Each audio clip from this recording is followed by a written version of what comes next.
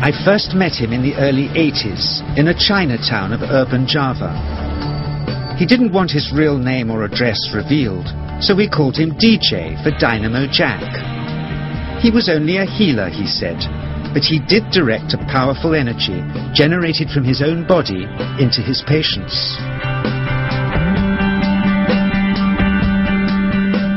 Sometimes he used the needles, sometimes just his hands.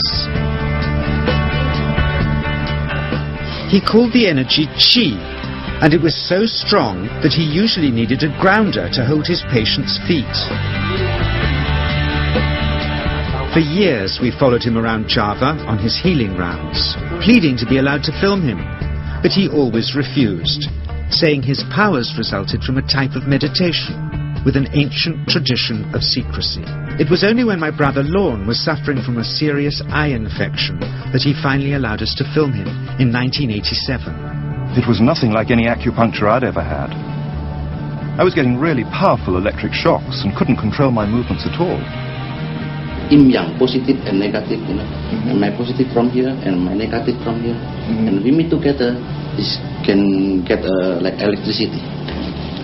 And is this because you're special? You have a special sort of it's for meditation every day. It's meditation that does it? Meditation every day. Like you can touch me, like this. It's nothing, okay? It's my burn. Just like this. For our sound recordist, it was also a shocker.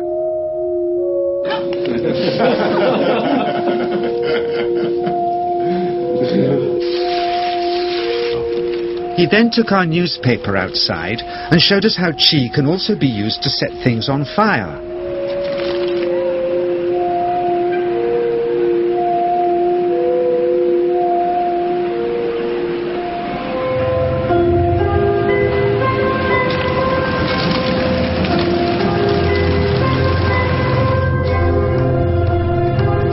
When he heard we'd shown this footage in public, he was very upset and refused all our future efforts to contact him again.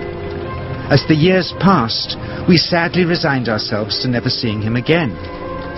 My brother Lorne never did, for by 1997 he was already dead when I again found myself with DJ, now treating me for an eye problem. But it wasn't this that brought me back. He had tracked me down out of the blue and invited me to tell me a story. He had just returned from 2 years on a deep meditational journey, alone in the heart of Borneo. Amongst his revelations, he had seen, he said, how history was moving on into great change, and the old wisdom was vanishing. So he'd called me back to film just enough of him to remind us that we all have undreamed of powers sleeping within us, and that there's nothing special about him except for his training in waking them. Grounding this patient, my cameraman Joe is having to use all his weight to keep contact. But Qi is pushing him away. He seems able to control the amplitude of this Qi, like a dimmer switch, and it causes uncontrollable responses in the patients and their grounders. I can barely keep my hand on you. Fly off, the electricity is so strong. This mother unwittingly grounds her child. He won't sit still, so she's asked to hold him and grin and bear it. Sometimes, signs of this passing energy can be seen in the transmitter too. This Qi stuff is only the surface, he says, of the real adventure beneath, in the meditational technique.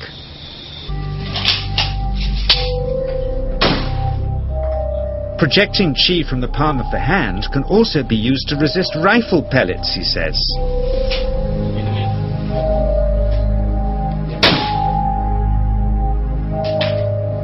First, you learn to distinguish between yin and yang Qi in your body. Then how to pool it in your navel chakra. Then how to project it, he says. And it's the proportionate mixture between yin and yang which accounts for different effects, like pulling or pushing objects or igniting them. Then he gets really strange. He says that mastering yin qi is the key to the spirit world. There's a long tradition of Indonesian krisis being possessed by spirits. So people bring him their krisis to see if they're duds.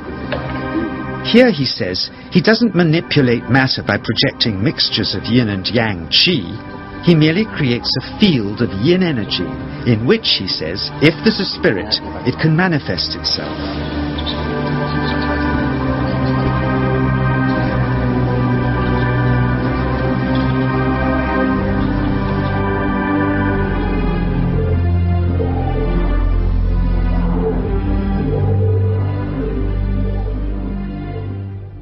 So I invited a small group of scientists back from the United States with measuring equipment to test if DJ was for real.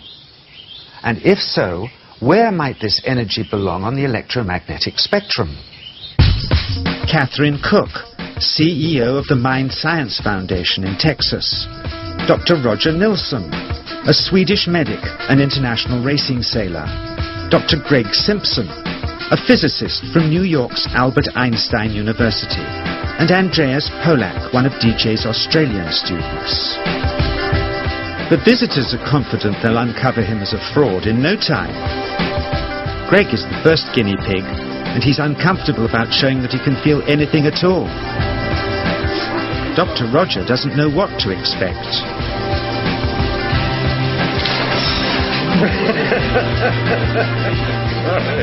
Out comes the metal detector, like the things they use in airports, to see if he has any concealed metal in his body. Then the voltmeter, to try and measure the qi. But how to get it to work? Where's the ground? What settings? DJ suggests that as his negative is his perineum, and his positive is his navel chakra, perhaps that's where the electrode should be attached. He doesn't stand on his dignity. He's eager to help, but still no readings. They're getting shocks off his arm, and now they're on the right settings, but the needle still isn't moving. DJ says it isn't electricity, it's qi. It's 1, 2, up. I feel it in my whole body. I feel it at 3, 0.3. I feel it in my legs. Shit.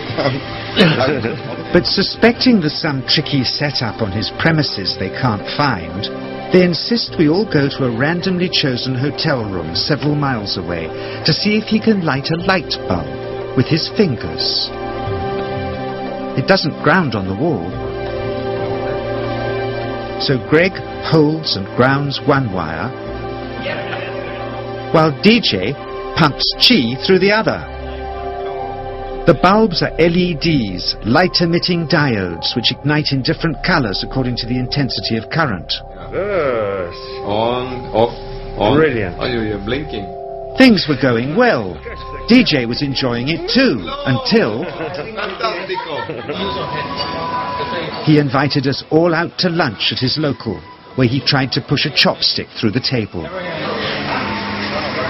He couldn't get it through the formica surface, so he came up through an inch of wood from underneath.